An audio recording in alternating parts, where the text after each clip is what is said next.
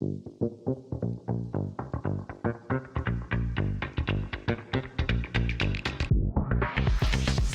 and welcome to Bipolar Thoughts. My name is Steven, and I'll be your host. So today's episode is going to be a little bit different. It's going to be a little bit more informational, kind of like some of the other ones that I've done. Except, there's also going to be some personal, my own experiences thrown in there. But I wanted to kind of give a little bit of, not like deep dive, but just a little bit of, I just wanted to cover the topic of substance abuse and bipolar disorder. So today's episode is all about exploring the intersection of bipolar disorder and substance abuse. Some of this might sound kind of scripted because it kind of is. I took a lot of different information from a lot of different resources and just kind of tried to mash it all together into the best way that I could, that didn't seem overbearing or overwhelming or just droning on with too much fucking information. Like, nobody wants to hear all that shit, and you can do your own research. So today we're going to dive into the complex relationship between these two issues and discuss strategies for breaking the cycle of addiction within the bipolar community. So let's explore, just to start off, let's explore the connection between bipolar disorder and substance abuse. Research shows that individuals with bipolar disorder are at a higher risk of developing substance abuse disorders compared to the general population. I can attest to this because I am a recovering alcoholic. This correlation can be attributed to various factors, including attempts to self-medicate, right here, self-medicate symptoms, impulsivity due to during manic episodes, which I'm also very guilty of, and mood dysregulation. It's crucial to understand that these dynamics to understand these dynamics to address the root causes of addiction in individuals with bipolar disorder. So basically, there's more to it than just having bipolar disorder. Like, just because you have bipolar disorder doesn't mean that you're going to have a substance abuse issue. It just means that you're a little bit more susceptible to it. That also goes with if you have like ADHD or any kind of impulse control mental issue, mental disorder. Those impulse controls generally, like substance abuse, is pretty interlinked with that. Generally, the risks and consequences of substance abuse in the context of bipolar disorder cannot be overstated. Using drugs or alcohol can disrupt mood stability, interfere with the effectiveness of medication, and worsen overall health outcomes. Additionally, substance abuse can exacerbate symptoms of bipolar disorder, leading to increased episodes of mania or depression and furthering complicating treatment efforts. So for me, before I found out that I was diagnosed, I knew something was wrong with me. I wasn't diagnosed, so I didn't know exactly what it was. I just knew that I wasn't the same as everybody else. And I self-medicated. There's no doubt in my mind about it that's exactly what was going on for the longest... Sorry, this necklace is pissing me off. The longest period of time, that's what I was doing. And I honestly, I knew that that's what I was doing. I knew in my head that's and it wasn't exactly what I was doing. I was self-medicating. I was trying to mask something. So there was a lot of that I couldn't. And that's kind of what's going to come up here in a minute, is that it's not just having bipolar disorder. There's environmental factors that go into it. I had some trauma whenever I was a small child, like abandonment issues that led to abandonment issues, insecurities and other things, and I think I was trying to mask my pain of that, but my bipolar exacerbated that. It made it worse, and they just fed each other. I think if that makes sense. So there is hope for breaking the cycle of addiction. Integrated treatment approaches that address both mental health and substance abuse disorders are key to recovery. Therapy, medication management, support groups, and lifestyle changes can all play a critical role in supporting individuals with bipolar disorder in their journey towards sobriety and stability. So I will say that I am 3.5 years sober. I am a recovering alcoholic. I mean, I used other intravenous drugs as well, but I mean, nothing. I never did heroin or opiates really. I mean, alcohol was really my thing, but I did do some some other drugs. Very recreational. Like I really didn't. Alcohol was really my thing more than anything else. And for the longest time, that was my medication. And once I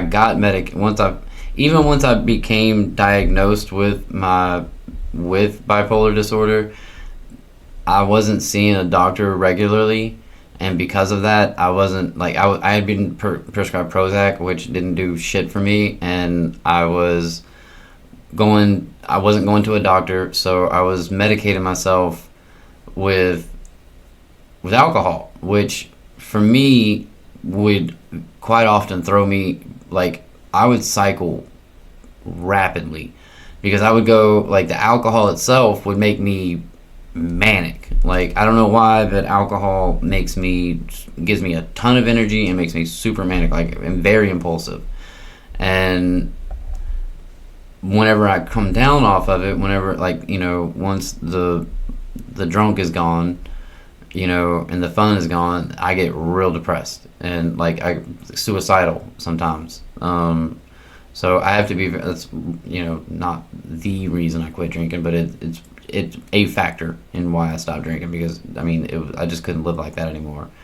I did go to rehab for 30 days. It helped. It helped a lot. In the fact that it helped me realize that I need help. That I can't do what I've been doing I can't try to stay sober on my own. And I don't want this entire episode to be strictly about sobriety, which I feel like it's kind of turning out to be that way. But my goal here is to make people to let you understand that yes, there is a correlation between the two. There's tons of studies that show that that they do go kind of hand in hand most of the time, but it's not true for everybody. And there are things that can make it worse, or that can make it, for me, I have ADHD, which is also an impulse control issue. So if you have those impulse control issues, you're already at a very period. If you have, family history of drug abuse or alcoholism, you're already predisposed. You add bipolar into that, and you could be looking at a very dangerous situation. I think it's funny to watch, that show Shameless, and that guy, I can't remember his name, it's on the tip of my tongue, but anyway, he, in his bipolar,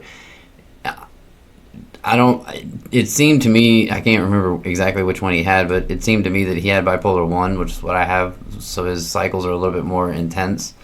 But the way they portrayed him on there, and maybe I'm wrong, maybe somebody else agrees with it, or disagrees with me, but I didn't feel like that was a very accurate portrayal of bipolar disorder. Because, in some cases, in some ways it was, but they pushed it to an extreme that I think put a stigma on people with bipolar disorder, and it that kind of pisses me off a little bit, because we always get portrayed in some gnarly light, and although he didn't have a substance abuse issue issue, he did have I think at one point he had a god complex, basically he started a cult. Those are you don't necessarily have to be addicted to drugs or alcohol to have a problem.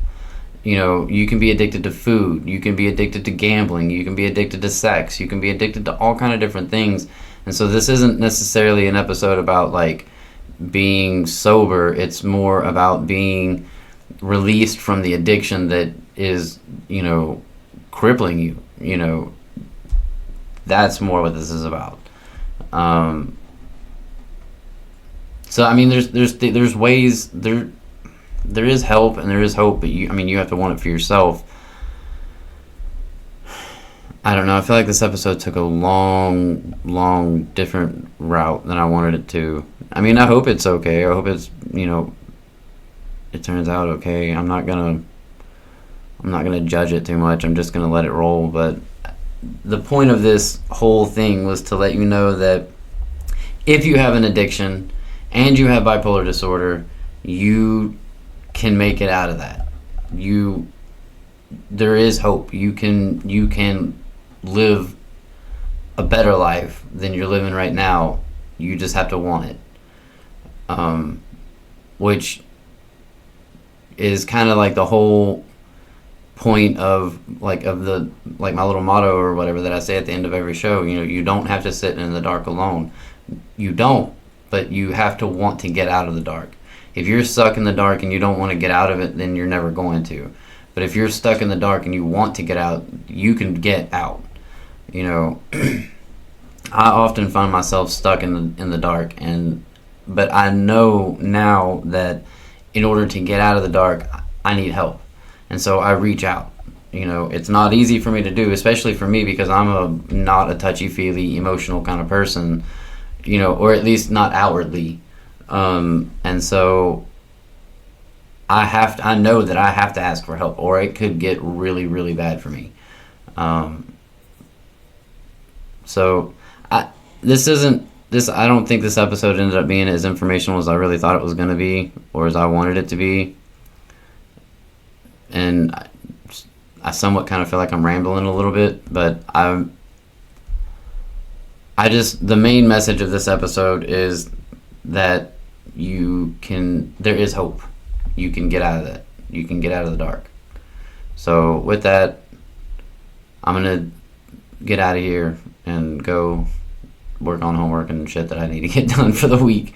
But just remember that there is hope, and you don't have to sit in the dark alone.